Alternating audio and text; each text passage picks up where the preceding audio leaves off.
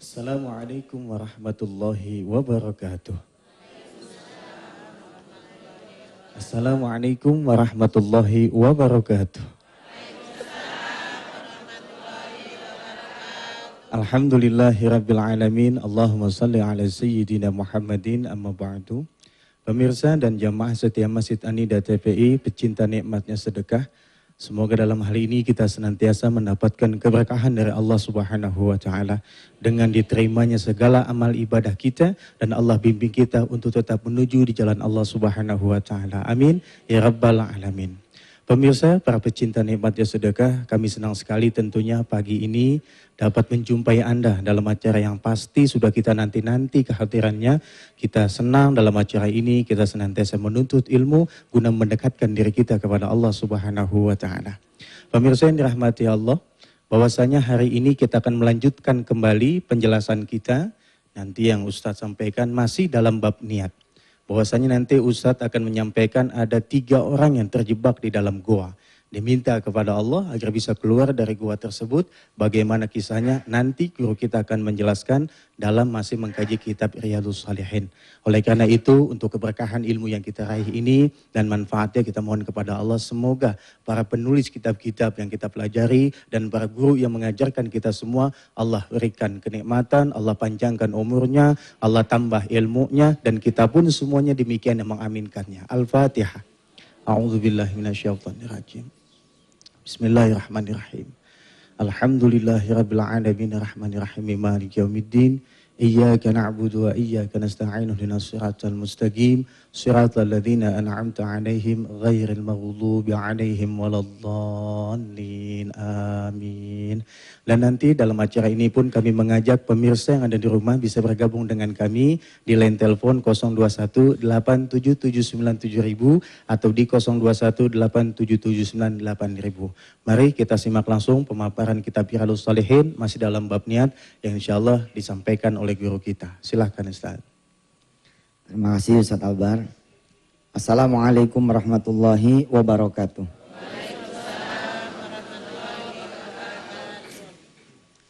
Istimewa sekali ini bab niat, ya. Sampai-sampai kita ini dapat pahala dari apa yang kita tidak mampu kerjakan. Asal niat kita betul-betul lurus, nggak bercanda, nggak macam-macam. Kita nawaitu pengen bersedekah, tapi kemudian takdir Allah Subhanahu wa taala. Duit yang kita mau sedekahkan misalkan habis atau hilang. Habis mungkin bukan karena apa-apa, bukan karena berubahnya niat, tapi karena kita dikasih lupa sama Allah Subhanahu wa taala. Ya, mungkin kita bedakan ya antara orang lalai dengan orang lupa. Kita harus bedakan orang lalai itu emang dianya aja yang ya duitnya dipakai buat foya-foya sampai dia melalaikan apa yang menjadi nawaitun. Ini memang ada dosanya tersendiri. Tapi kalau memang dia lupa, subhanallah, atau karena ketidakmampuan yang lain yang Allah Subhanahu wa taala mafhumi dari keadaan kita dapat pahala.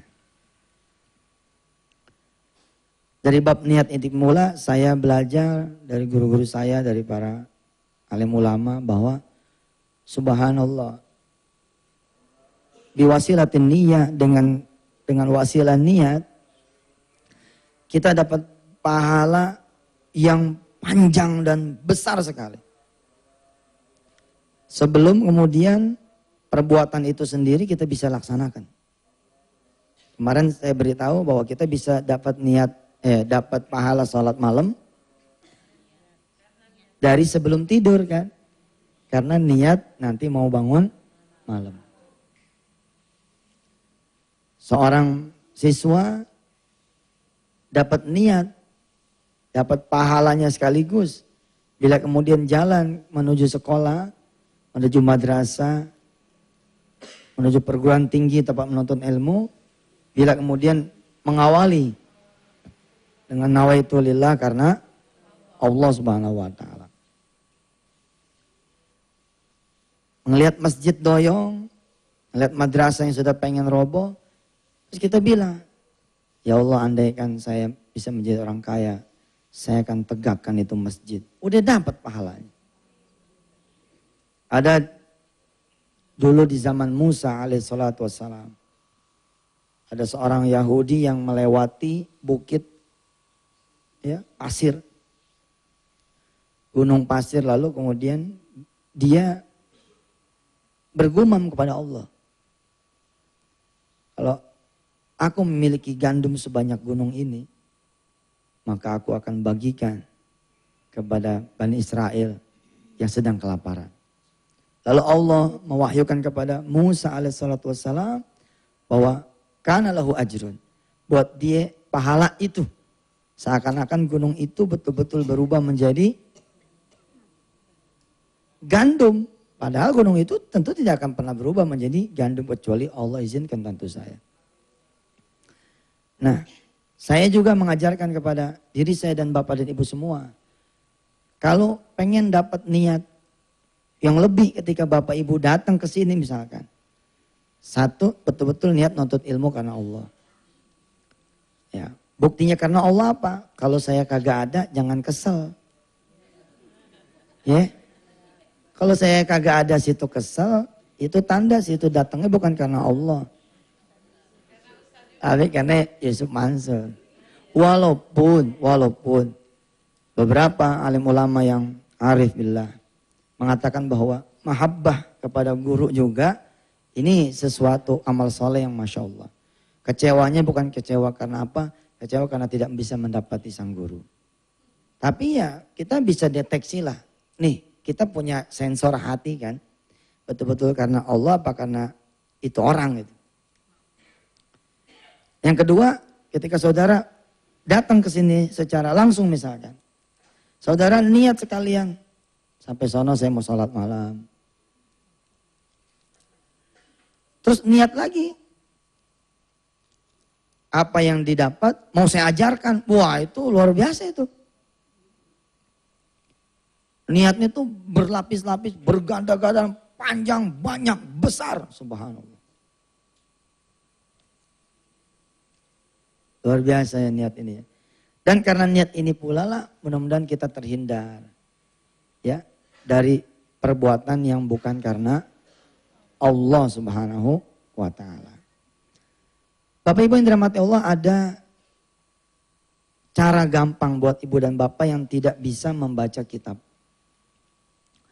Buat yang tidak bisa membaca kitab asli, ada cara gampang. Sekarang ini sudah ada terjemahan banyak. Ya. Jadi nggak usah kemudian terpaku dengan kitab aslinya. Udah banyak terjemahan-terjemahannya. Hanya memang bedanya kalau dengan adanya guru kan dia punya pandangan lain. Dia punya cerita-cerita lain. Dia punya sesuatu yang kemudian kita bisa bawa. Dan keberkahannya juga insya Allah mudah-mudahan lain. Tapi jangan sampai kemudian ketidakmampuan membaca Arab gundul. Ya, kemudian menjadikan Bapak dan Ibu merasa itu mah kerjaan para santri. Baca kitab mah bukan urusan kita. Jangan. Allah sudah memudahkan betul. Kitab-kitab tafsir sekarang yang berjilid-jilid sudah ada terjemahannya. Sahih Muslim yang 18 jilid sudah ada terjemahannya. Ya. Apa kitab itu sekarang yang populer-populer sampai yang enggak populer pun ada terjemahannya. Subhanallah. Nah, secara tidak sadar Ibu Bapak yang dirahmati Allah, Allah menolong Indonesia loh. Secara tidak sadar lewat Selasa dan Rabu, Allah sudah menolong Indonesia untuk barangkali menurunkan potensi azab. Ya. Apa yang menyebabkan saya berkata seperti ini? Insya Allah kita akan lanjutkan setelah yang berikut ini. Mangga silakan. Alhamdulillah. Ya, terima kasih kepada seluruh kawan-kawan PPPA seluruh tanah air. Ya, para penjaga gawangnya. Ibu Bapak yang dirahmati Allah. Alhamdulillah atas izin Allah. Tema untuk dakwah tahun 2011 ini sudah ada. Tema untuk dakwah tahun 2011 sudah ada. Dan betul-betul Allah ini maha mulia. Maha menyediakan jalan buat hamba-hambanya untuk berdakwah. Kami gariskanlah dakwah ya, tema dakwah tahun 2011 ini. Diantaranya adalah kembali kepada Al-Quran dan As-Sunnah. Selama ini Darul Quran kelihatannya kan menyiarkan Quran toh, tidak menyiarkan sunnah.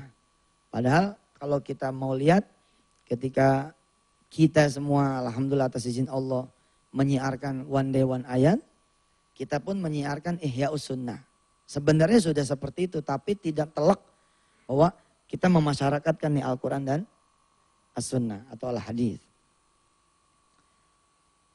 Lagi menggoretkan ini, lagi kemudian kita mengusung tema ini, subhanallah. Saban Selasa sekarang kita ngaji tafsir. Ya, nikmatnya sedekah, kemudian dibungkus atau tafsir membungkus nikmatnya sedekah. Kajian-kajiannya memang sedikit kita bawa tetap ke arah nikmatnya sedekah. Tapi Allah mempersilahkan kita mengaji 1,5 jam. Dalam setiap minggu sekali khusus bab tafsir. Subhanallah.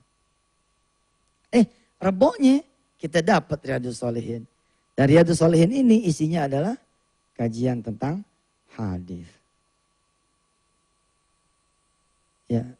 Datang beberapa ulama terkini diantaranya Albani dari Albania. Memang mengeluarkan sekitar 40 hadis dari sekitar 1900-an hadis dari Riyadhus Shalihin yang dianggap tidak sahih. Tapi nanti kita akan belajar, ada kemudian bantahan-bantahan dari ulama-ulama yang lain bahwa tidak benar kalau ada hadis yang tidak sahih di dalam Riyadhus Shalihin. Dan itu nampaknya bukan makanan kita. Makanan kita mah makanan yang praktis-praktis saja, insya Allah. Derajat kita adalah derajat yang insya Allah boleh sami'na wa ata'na apapun yang dikatakan oleh penulis kitab ini ya Al-Imam Nawawi. Derajat kita boleh taklid buta dah. Pokoknya mah aneh ikut sama Imam Nawawi boleh. Ada syaratnya, ente benar-benar budak, buta, tuli, agak ngerti, bas. Sama sekali nggak ngerti. Tapi ketika ngerti, wajib juga buat kita kemudian memikirkan. Kenapa ada hadis yang ditakhrij? Kenapa ada yang dikeluarkan? Kenapa ada yang begini, ada begitu? Nah derajat saya kagak jauh beda sama ente pada. Bedanya saya sebelumnya ngaji gitu aja. Ketika saya ngaji, kemudian saya menyampaikan ulang, menyampaikan balik. Bapak Ibu yang dirahmati Allah, hari ini kita membahas masih lanjutan tentang babun niyah. Sekarang kita masuk ke hadis yang ke-12. Ya. Buat saudara-saudara yang sedang menunggu hadiah umroh, informasi hadiah umroh, ya ikutin aja dulu. Kemarin sudah ada yang SMS kepada saya, Ustadz saya tahajud nih, supaya saya yang dapat hadiah umroh. Ya boleh, mudah-mudahan tidak dapat dari saya, dapat dari mana saja, insya Allah. Masih ingat wisuda akbar? Masih ingat wisuda akbar? Masih ya, masih jelaslah diingatan kita karena baru beberapa waktu yang lalu. Nah, kita akan bikin wisuda akbar yang kedua. Ya, penjelasan tentang hadiah umroh kaitannya dengan wisuda akbar yang kedua. Sementara baru ada 2 hadiah umroh. Saya menargetkan wisuda akbar yang kedua ini lebih spektakuler. Ada 100 hadiah umroh bahkan. Ada 10 tiket haji insya Allah.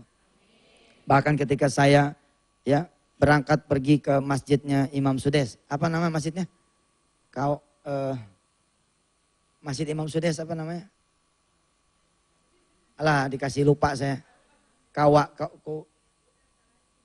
Kawali apa Kumali? Hah? Ya kayak gitu dah.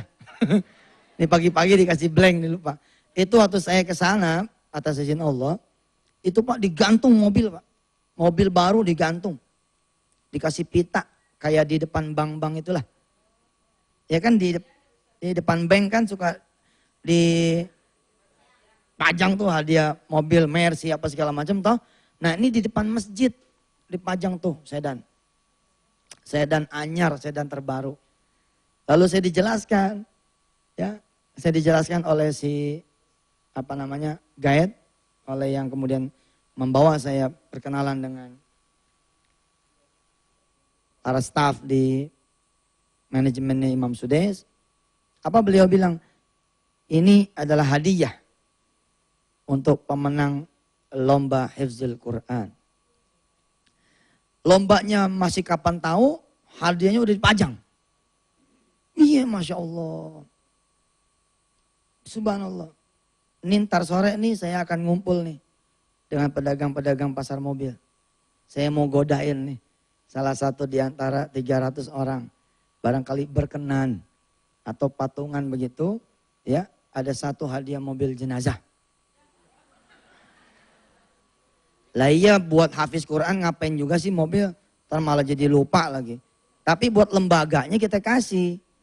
Buat lembaganya yang berhasil tuh, anandanya misalkan, atau juara umum misalkan, kita bisa kasih dia mobil jenazah, atau mobil ambulan, atau mobil elf yang dia bisa pilih dengan harga sekian.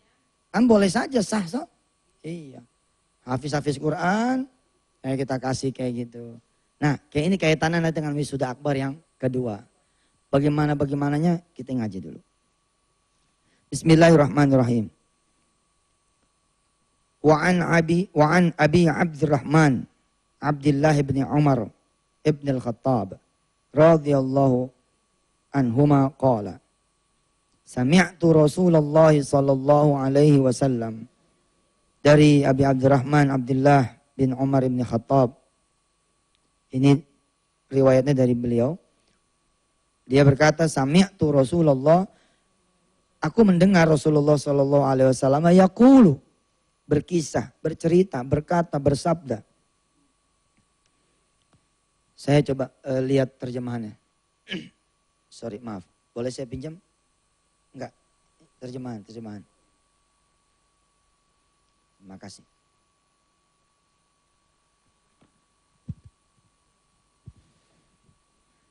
Intalaqa thalathatu nafarin mimman kana qablakum hatta awahumul mabitu ila gharin fadakhulu fanhadarat sakhratun minal jabali fasaddat alaihimul ghara. Jadi Rasulullah menceritakan sebelum kita ini ada 3 orang yang pergi. Ya. Ini memang orang saleh, beda dengan kita. Insya Allah kita pun menuju pada orang soleh dengan doa kita insya Allah. Dan doa orang-orang yang mendoakan kita. Lalu ya mereka berteduh. Menemukan satu goa. Fanhadarat sakhratun minal jabali. Ketemu satu goa. Fasaddat alihimul ghar. Begitu sudah berteduh. Kemudian jatuh batu besar menutup pintu goa tersebut. Selama ini kan kita suka bertanya-tanya ya. Dan saya selalu melakukan pembelaan-pembelaan. Walaupun pembelaan yang saya lakukan bisa jadi juga salah. Tapi bisa jadi juga sesuatu yang mudah-mudahan kita yakini sebagai sebuah kebenaran. Bahwa bagi kita namanya minta sama Allah Subhanahu wa taala adalah tidak terbatas. Jangan sampai kemudian babul ikhlas yang kita pahami dan kita mengerti, lalu menjadikan kita jauh dari Allah Subhanahu wa taala gara-gara terjemahannya adalah tidak boleh meminta. Saya punya guru yang saya ceritakan kepada saudara-saudara semua, bahkan bahasanya lebih kasar daripada saya. Suf, kalau kamu nanti ketemu, ada orang yang bilang jangan tahajud karena pengen kaya, jangan tahajud karena pengen senang, jangan tahajud karena pengen dihapus kesalahannya, jangan tahajud karena kepengen beres utangnya, selesai permasalahannya, terkabul hajatnya. Katakan dia itu setan. Katakan dia itu setan. Saya waktu itu bingung. Suf, katakan kepada orang-orang nanti ketika kamu menjadi ulama besar. Begitulah kurang lebih ini.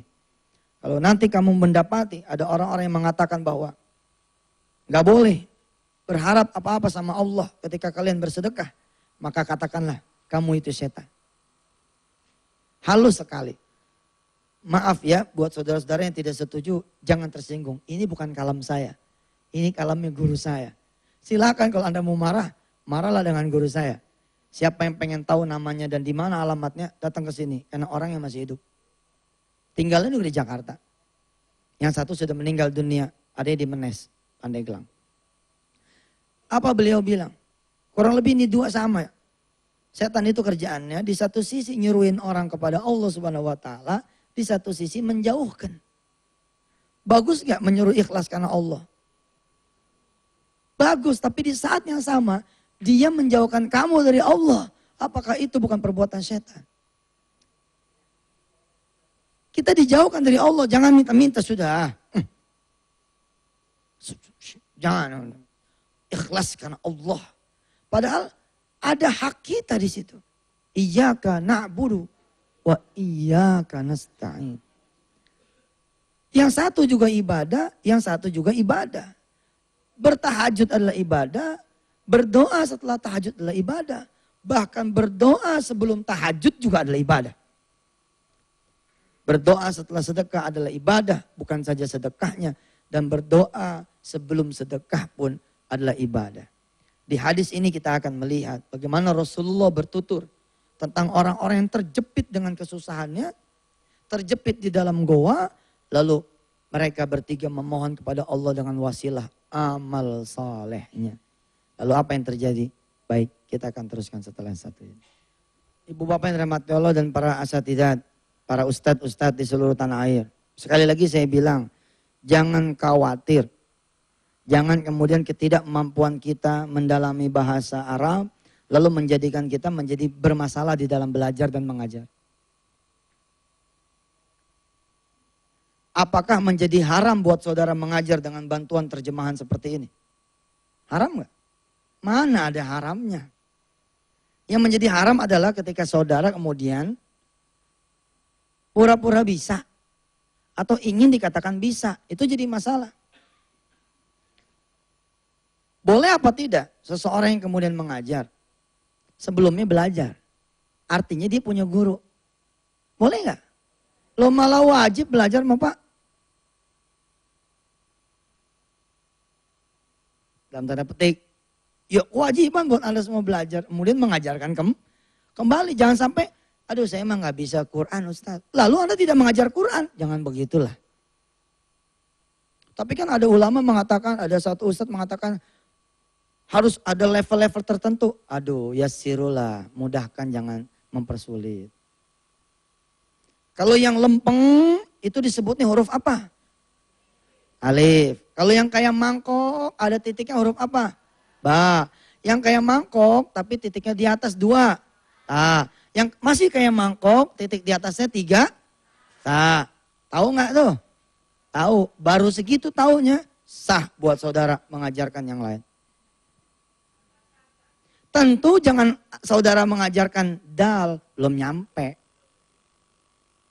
Jangan mengajarkan jim, belum nyampe. Apalagi ya. Yang baru bisa ngajar alif, alif dulu. Lalu kalau kemudian ada pertanyaan, kan saya gini ya. Saya kadang-kadang meng-hire para S1, S2. Bahkan ada yang S1 dari Timur Tengah, lalu merasa, ana belum makom yang ngajar. Saya ingatkan dia, saya bilang, jangan gitu lah antum. Yang antum sudah tahu apa, ajarkan. Lah. Ana harus hati-hati. Aduh ente mah, orang tua ente nyokolin ente sampai S1 loh. Sampai sarjana. Bahkan yang lain di dalam negeri, ente di luar negeri. Mau nunggu apa lagi, menunggu selesai S3 kalau ente masih hidup. Kalau ente mati gimana? Belum sempat ngajar. Malah kita ditanya sama Allah, kamu dikasih ilmu kok kagak ngajar? Ya enggak? Loh malah ditanya. Gitu. Nah sering saya katakan kemudian rahasianya. 1, jangan menjawab yang tidak dimengerti. Jangan menjawab yang ragu-ragu. Saudara-saudara yang kadang-kadang ketemu dengan saya, lalu melihat ada pertanyaan belum dijawab. Betulan, saya belum dapat jawaban SMS. Saya belum dapat kontak langsung. Takut salah jawab. Ya jangan. Yang saya paham aja udah saya balas. Yang saya paham aja yang saya jawab. Nah jadi rahasianya seperti itu. Ya, seorang bapak ngajar Riyadhus Shalihin pengen lebih cepat daripada yang saya ajarkan. Kecil. Berangkat aja ke toko buku, ke toko kitab. Ya, beli bukunya, baca deh. Beres. Baik, kita teruskan. Faqalu, kemudian orang bertiga ini berdoa ya mengatakan kepada satu sama lainnya, innahu la yunjikum min hadhihi sakhrati, ya, sesungguhnya kalian tidak ada yang bisa menyelamatkan, ya, dari batu ini illa an tad'allaha bisalihi a'malikum, kecuali kalian semua coba deh berdoa kepada Allah dengan wasilah amal soleh kalian. Saat saya menjadi murid, saat saya menjadi santri, saya bertanya, Afwan Ustaz, kalau ini kan sudah amal solehnya duluan. Nanti kita akan lihat amal solehnya duluan. Sekian waktu yang lalu amal solehnya terjadi. Lalu kemudian terjadilah kesulitan. Oke, baru dia berdoa. Bagaimana kalau kemudian orang ini menyengaja, baru melakukan amal soleh, dia sudah menyengaja, roja'an billah. Alhamdulillah saya belajarnya sama ulama-ulama yang membuat saya menjadi gairah beribadah. Bukan menjadi malas beribadah. Saya levelnya masih kerocok lah. Yang kalau sholat malam ada bawaannya tuh enak baru. Betul, saya masih level bawah banget. Kalau sholat malam ada yang dibawa, itu enak bener. Umpama ada hajat, ada masalah, enak. Lalu yang lain mengatakan, latih dong, jangan cuma karena hajat dan masalah. Enggak, kalau saya yang saya latih adalah hajatnya baru terus. Masalahnya baru terus. Hatta itu adalah masalah ibu saya, masalah ayah saya, masalah orang tua saya, masalah paman saya, masalah anak saya, masalah teman saya, masalah jamaah saya, masalah kawan saya, masalah negeri ini, masalah SBY. Lah SBY coba, iseng banget kita sholat malam buat dia.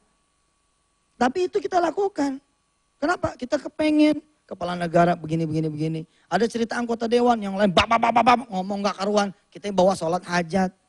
Lah kan cakep yang kayak begitu mah. Hajatnya yang diperbaharui. Sampai kemudian hajatnya diantaranya adalah kita minta surganya Allah Subhanahu Wa Taala. Itu hajat kita. Lah dibanding kita kosong aja gitu. Sholih sunat tahajud. Allah.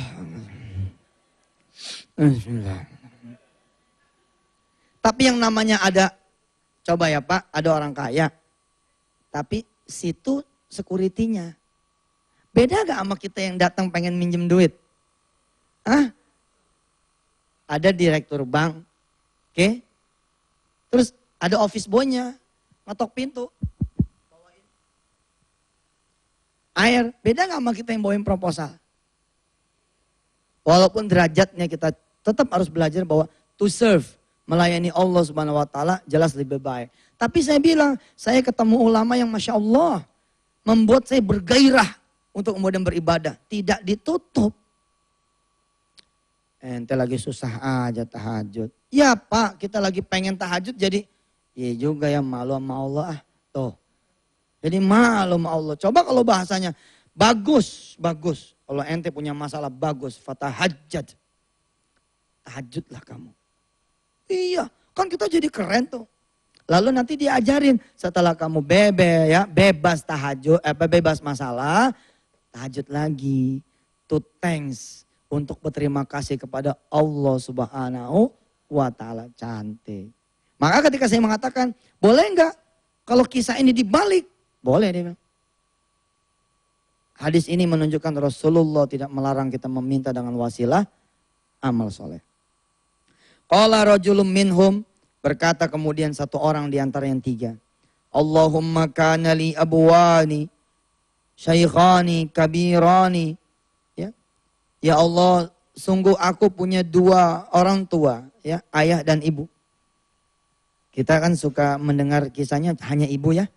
Di sini disebutkan abawani syaikhani kabirani. Kita coba lihat terjemahannya. Iya benar.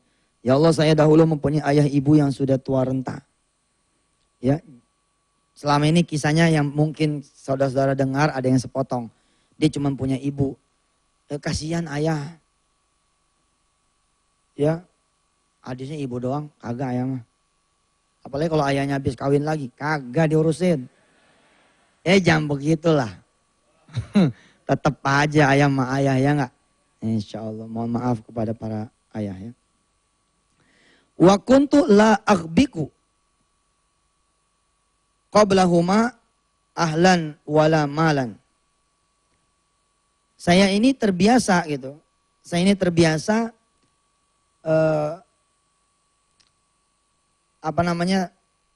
orang ini nih istimewa. Ada orang-orang yang begitu gajian, ibunya dulu. Ada orang yang begitu untung, ibu bapaknya dulu. Mohon maaf para istri jangan kemudian cemburu. Posisinya emang beda. Posisinya maaf tetap beda. Tapi adalah salah buat si mantu kalau kemudian dia hanya sama orang tuanya saja. Tidak sama orang tuanya istri. Ini beda. Beda lagi derajatnya, paham? Jadi jangan cuman karena hadisnya sama orang tua lalu orang tua kandung. Enggak, yang sebelah sini pun derajatnya beda sama istri. Tetap aja tuh mertua itu memang luar biasa. Harus kita hargai sama dengan kita menghargai orang tua kita. Jadi ini didahulukan. Baru kemudian kita berikan makanan buat anak istri kita. Masya Allah itu. Tapi emang anak sekarang kan ngaco. Dia bangun dulu rumah, baru orang tuanya. Itu pun kudu diminta. Bahkan saya mengenal orang-orang yang hebat. Dia tidak mau rumahnya lebih bagus daripada masjid. Ada. Ya, jangan sampai rumah Allah lebih jelek daripada rumah dia. Lalu ketika dia pengen bikin rumah yang bagus gimana? Dia bagusin sekalian masjid. Masya Allah. Hebat. Top. Aduh, udah iklan lagi. Alhamdulillah. Iya dah. Karena kita numpang di TPI. Ya, segini aja udah alhamdulillah. Baik, kita persilakan TPI masang iklannya. Silakan. Ya. Fana'ai bi talabus syajari yauman falam urih alaihima hatta nama. Fahalabtu lahuma ghabuquhuma fawajadtuhuma naimaini fakariht an uqtitahum zuma wa an aghbiqa qablahuma ahlan aw malan falabithtu wal qadahu ala yadi antaziru istiqazahuma hatta barakal fajru. Subhanallah ini. Wasibyatu yatadaghun inda qadami fastaiqadha fasyariba ghabuqahuma. Masya Allah ini. Lalu kemudian dia berkata, Allahumma in kuntu fa'altu dzalika ibtigha'a wajhika. Ada di fotokopian? Ketemu? Fafarrij 'anna ma nahnu fihi min hadhihi sakhrati fanfarajat syai'an la yastati'una al-khuruja min. Subhanallah. Jadi secara ringkas saya bisa kisahkan seperti ini. 3 orang masuk goa berteduh. Ada batu longsor gede banget. Boom. Nutup tuh goa. Lalu 3 orang ini berkata, kita nggak bisa keluar nih. Kecuali kita berdoa sama Allah. Dengan wasilah amal saleh. Lalu mulailah satu demi satu semua mengajukan kepada Allah amal terbaiknya. Dan Allah mendengar. Nah, yang pertama ini mengatakan dia punya 2 orang tua, ayah ibu. Yang dia tidak makan kecuali orang tua dulu makan. Dia tidak minum kecuali orang tua dulu minum. Dan memang dia selama ini dia perah susu, ya. Kemudian dia berikan. Rupanya ada satu malam beliau berdua tertidur. Ya. Ada dulu juga saya punya guru mengatakan bahwa kebiasaan ini terus berlangsung memang. Sampai salah satu di antara keduanya meninggal. Nah, kejadian itu kenapa kemudian turun-temurun? Allah alam bisawab ya, sekali lagi saya bilang derajat saya sama seperti Anda semua, sama-sama murid.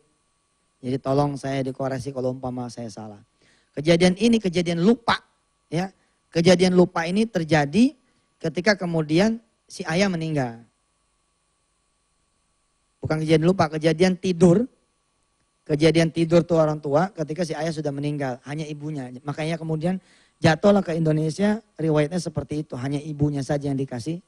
Tapi kalau melihat hadis di Riyadhus Shalihin, ini disebut dua-duanya. Kita bisa lihat istaiqizahuma, ya, itu 2. Terus disebut lagi qablahuma, ghabuqahuma, fawajjatuhuma naimaini, semuanya 2. Artinya emang keadaannya emang ayah ibunya tidur. Mungkin dia yang telat ngasihnya, apa mereka berdua yang lebih cepat tidurnya. Allah alam. Lalu dia nungguin tuh. Bahkan di sini disebutkan anaknya tuh nangis gitu loh. Anaknya nangis, istrinya juga lapar, tapi dia nggak mau. Pokoknya tunggu ibu, tunggu ayah. Hebat. Ingat nggak? Tapi kalau sekarang sih nggak ada sih tradisi kayak gitu kali ya. Kecuali di beberapa rumah yang memang Masya Allah sempit.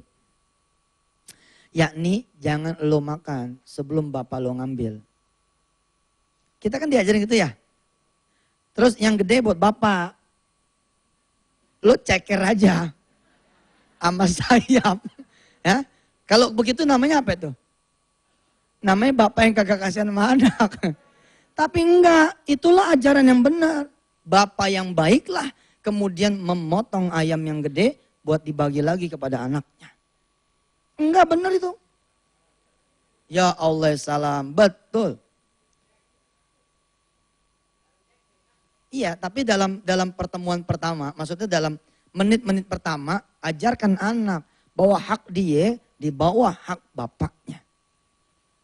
Paham nggak?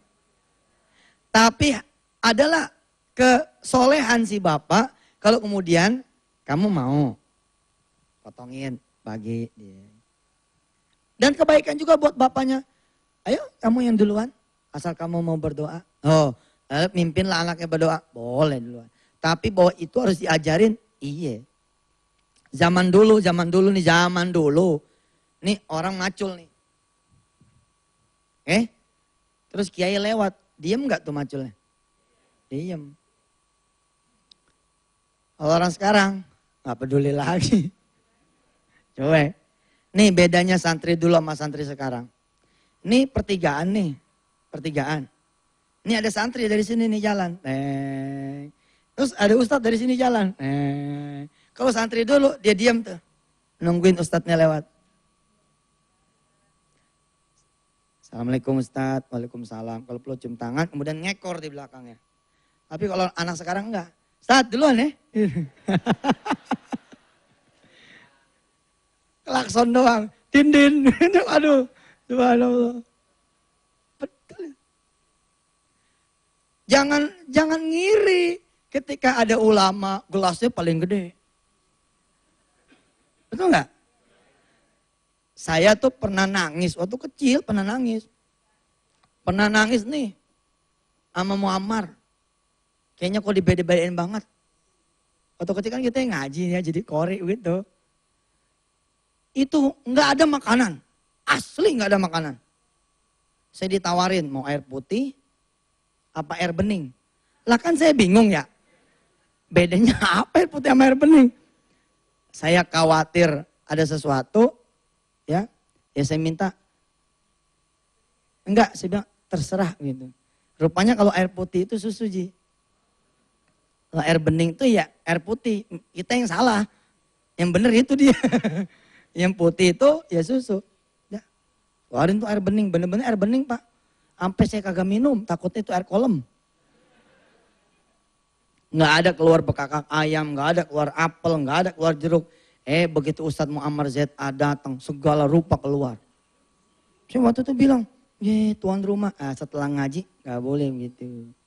Itu udah keistimewaannya para guru seperti itu. Lalu apa yang menyebabkan mereka istimewa? Anda dibagi satu gelas buat diri Anda sendiri. Tapi ketika kiai itu dapat yang gelas gede, dia hanya minum sedikit, kemudian sisanya diminum sama jemaahnya yang lain. Masya Allah. Ketika kiai yang benar gimana?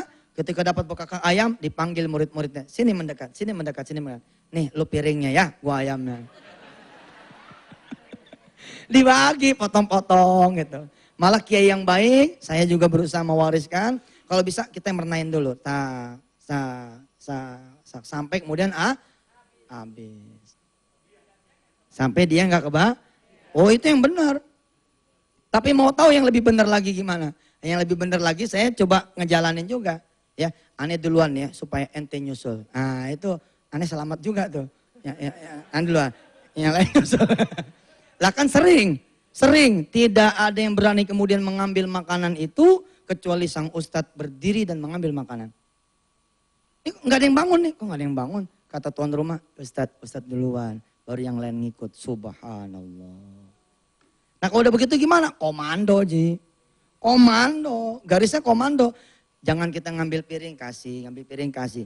Ntar kita gigit jari. Ya. Baik, kita teruskan. Ternyata beliau berdoa adalah, ini yang menjadikan saya menjadi, mudah-mudahanlah kita tidak salah ya.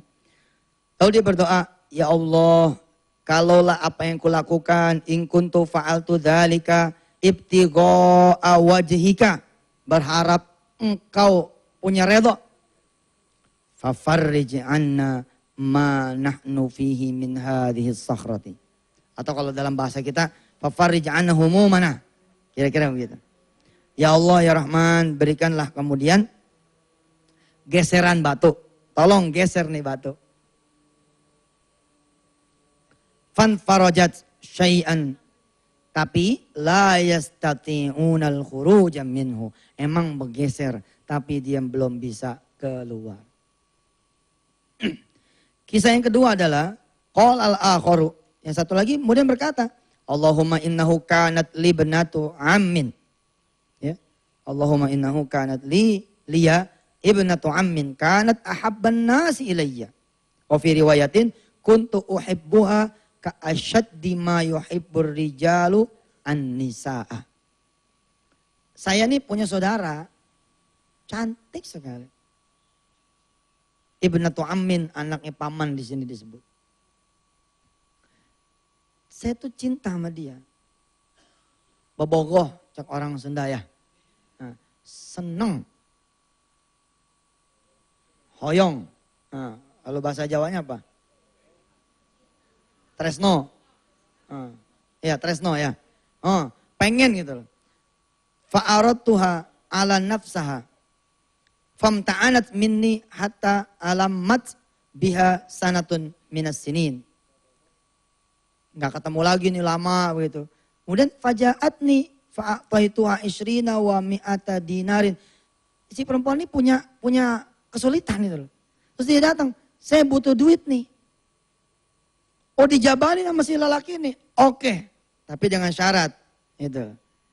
Ala anta khalliya baini wa baina nafsiha fafa'alat hatta idza qadartu 'alaiha. Wa fi riwayatin falamma qa'adtu baina rijlaiha qalat ittaqillah wa la tafuddal khatama illa bihaqqihi fansaraftu anha wa hiya ahabbun nasi ilayya wa taraktu dha'aba alladhi a'taituha.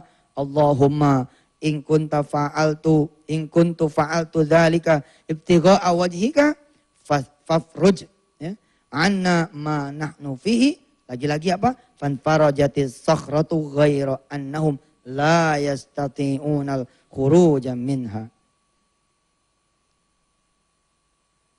Setelah kemudian dikasih syarat, boleh asal kamu mau tidur dengan saya. Ini saya tidak boleh terlalu vulgar karena ada santri-santri kami yang melihat di seluruh tanah air. Santri-santri rumah tahfiz, santri-santri pesantren. Pokoknya udah siap lah. Udah dalam kondisi tinggal makan doang nih makanan. Nggak jadi Pak. Karena si perempuan ini kemudian berdoa dan mengingatkan dia untuk hati-hati kepada haknya Allah Subhanahu wa taala.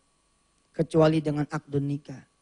Lalu ditinggalkan sedang syahwat-syahwatnya ditinggal dan duitnya pun dikasih. Lalu dia bilang, "Ya Allah, aku cinta sama dia. Aku sayang, aku senang sama dia. Tapi aku lebih cinta, lebih sayang lagi kepadamu ya Allah. Aku tinggalkan dia." Lah, kalau perbuatan itu menyebabkan saya bisa selamat bersama kawan-kawan dari batu ini yang menutupi goa, tolong geser ya Allah, bergeserlah gitu. Sepertiga sekarang jadi 2. Atau mungkin celah dikit, karena di sini disebutkan ghairu annahum la yastati'unal khuruja minha. Tetap nggak bisa keluar walaupun sudah bergeser. Nanti ada lagi nih amal yang ketiga, tapi setelah yang satu ini silakan. Kemudian yang ketiga, kan masih belum bergeser ya. Batunya masih belum bergeser. Yang satu orang tua, yang satu perempuan yang udah mau dizinahi. Nah yang ketiga ini lihat. Sampai mana tadi? Wa qala tsalitsu. Dan berkata kemudian yang ketiga, Allahumma sta'jartu ujara'a wa a'taituhum ajrahum ghaira rajulin wahidin tarakal ladzi lahu wa dhahaba. Jadi dia mempekerjakan karyawan, mempekerjakan buruh, mempekerjakan orang. Biasa dia ngasih upah toh. Tapi yang satu ini nggak ketahuan di mana, pergi dia. Sama dia disimpan duitnya, lalu kemudian digunakan. Fatammartu ajrahu hatta kathurat minhul amwal. Aku gunakan untuk berniaga tuh duit gajinya dia. Sampai kemudian kathurat minhul amwal.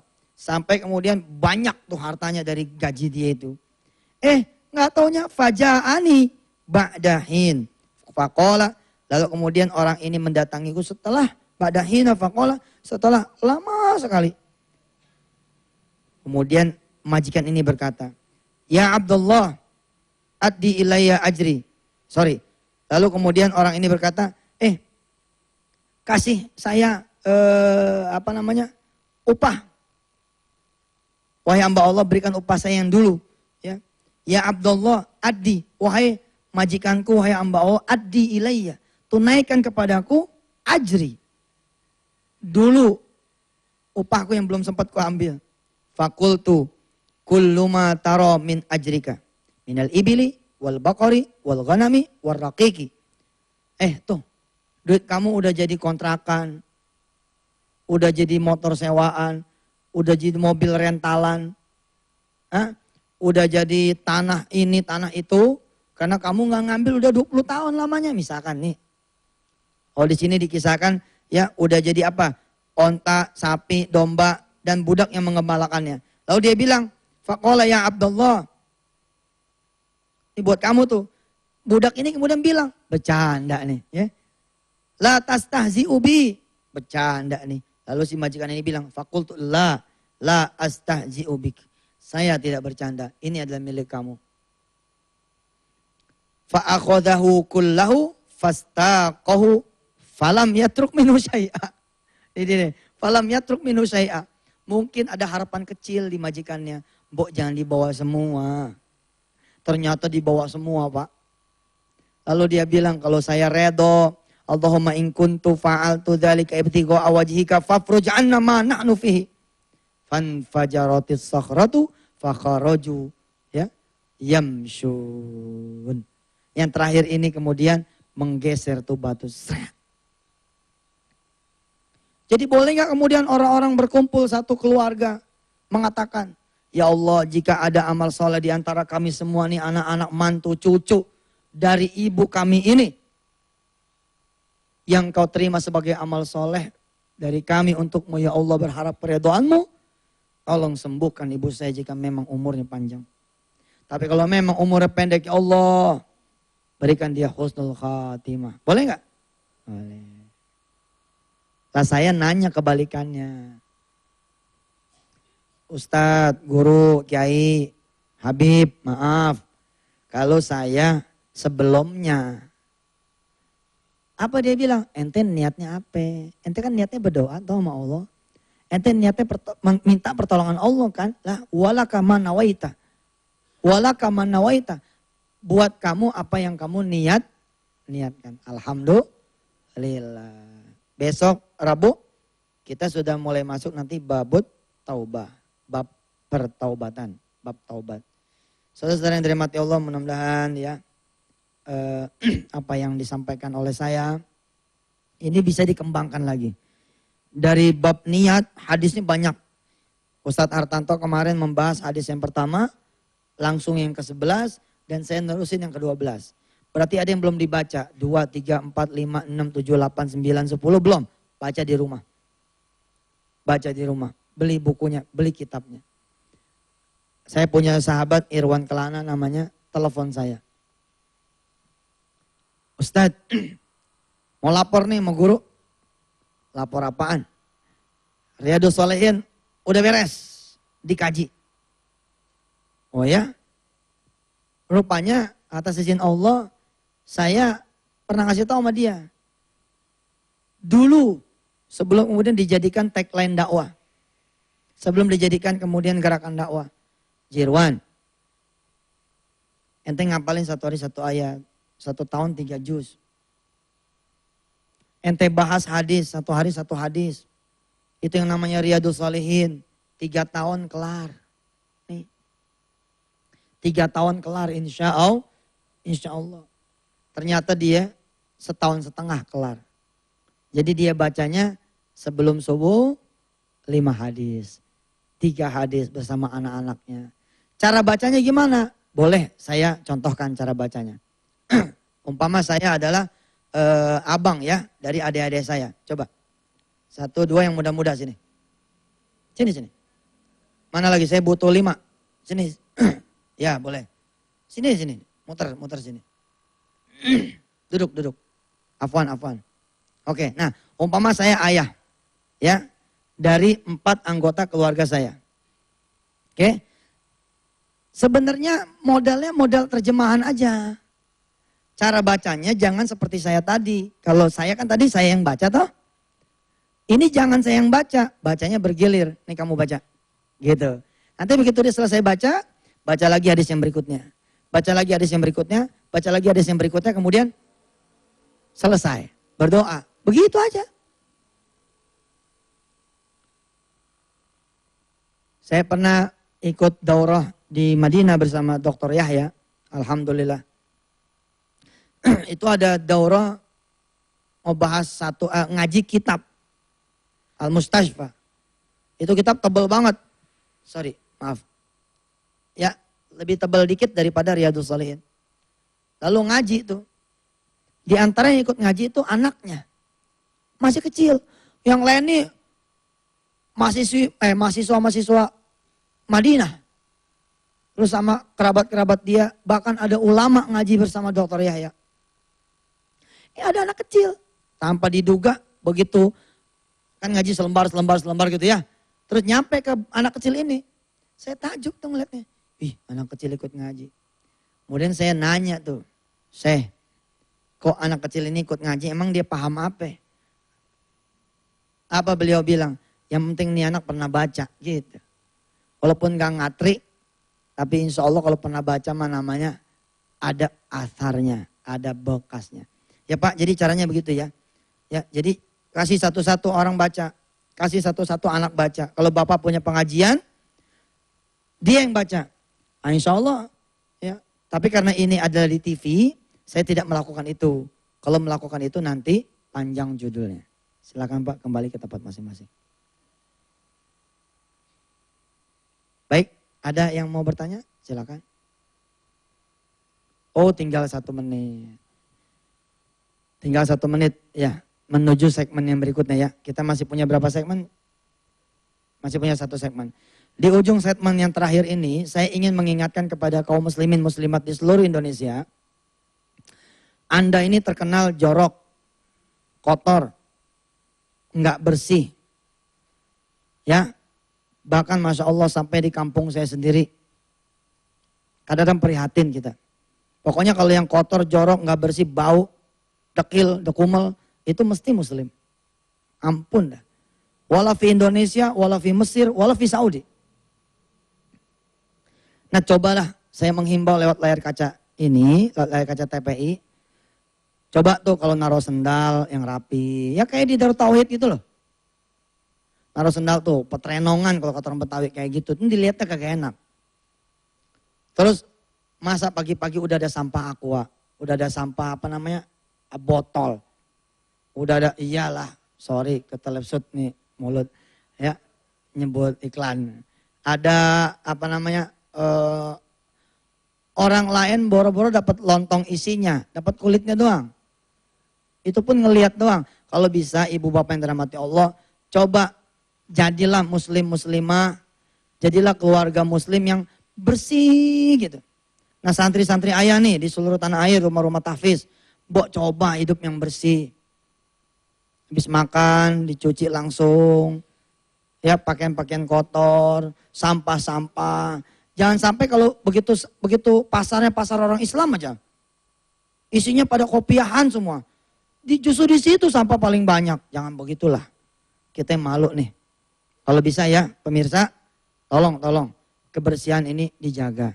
Ya, insya Allah. Silakan yang mau lewat. Assalamualaikum warahmatullahi wabarakatuh. Pak Ustadz, saya dari Majelis Taklim Masjid Raya Batam. Nama saya adalah Ibu Ana. Masya Allah. Ustadz saya mau tanyakan mengenai amalan istiqomah. Ya, Tadi Ustadz kan bilang kita sholat tasbih atau sholat qiyamul itu bisa di hari-hari lain, itu nggak harus hari Rabu atau tiap hari. Nah, bagaimana itu mengenai istiqomahnya Ustadz? Itu aja Ustadz. Makasih. Iya. Assalamualaikum warahmatullahi wabarakatuh. iya.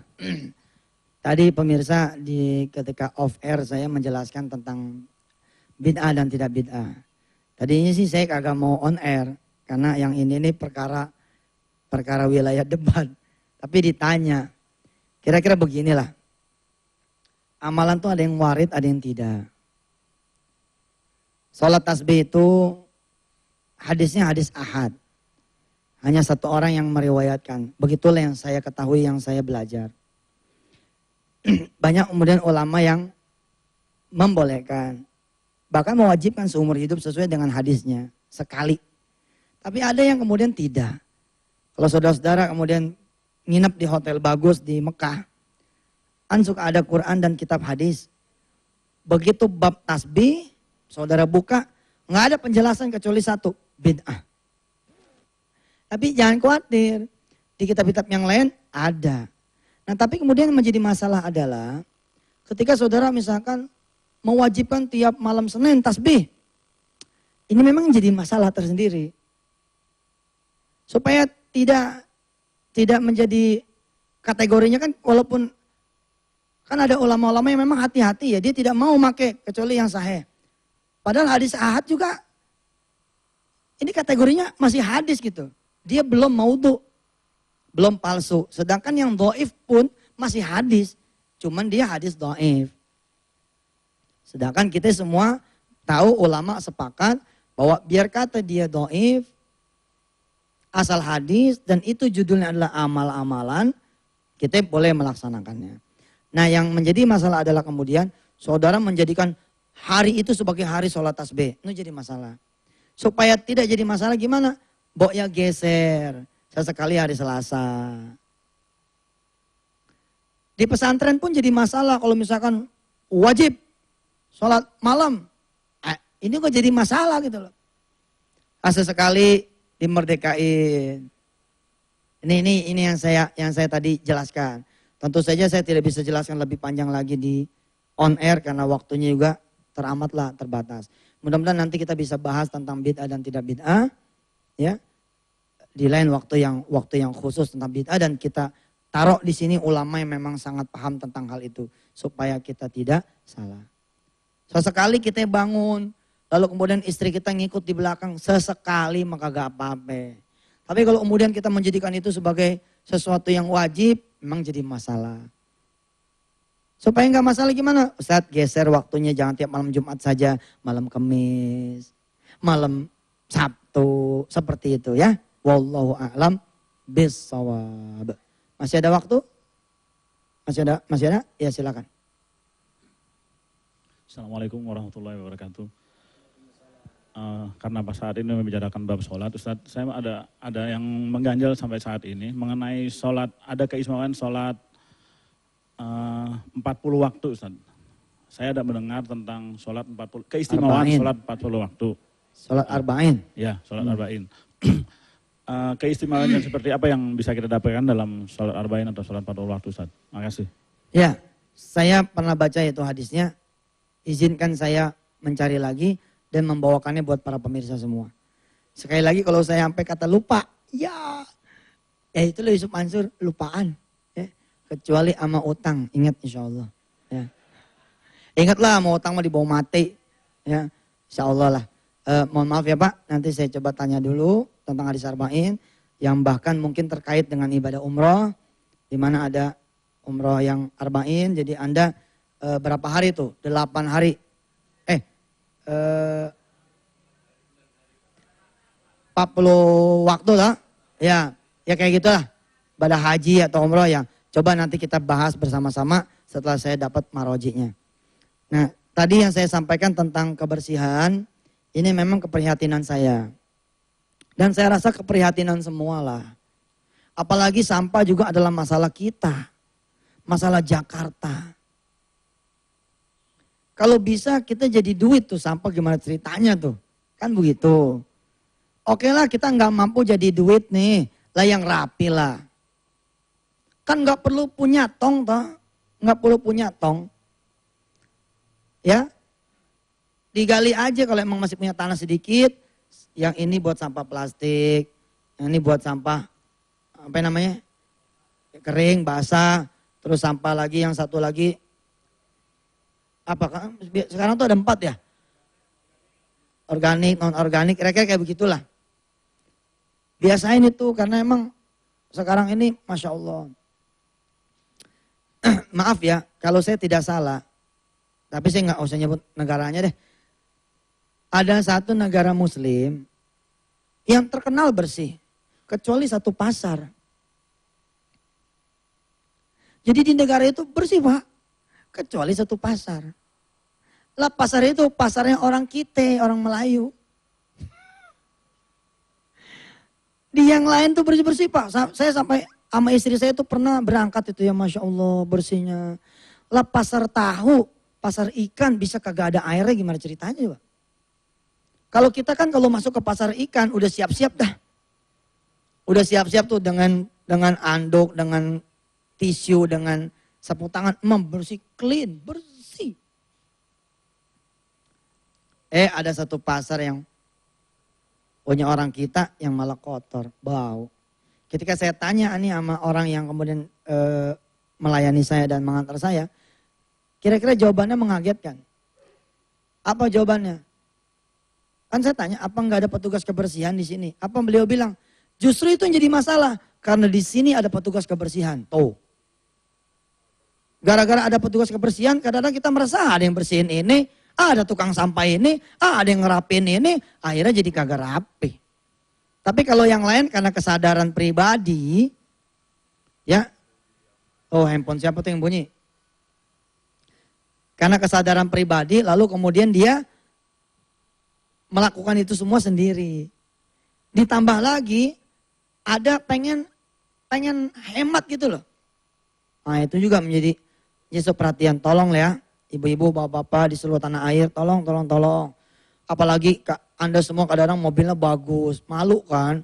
Mobil bagus tiba-tiba makan pisang, beng aja keluar lagi jalan. Astagfirullahaladzim. Janganlah. Coba ya, pengajian kan rapi ya.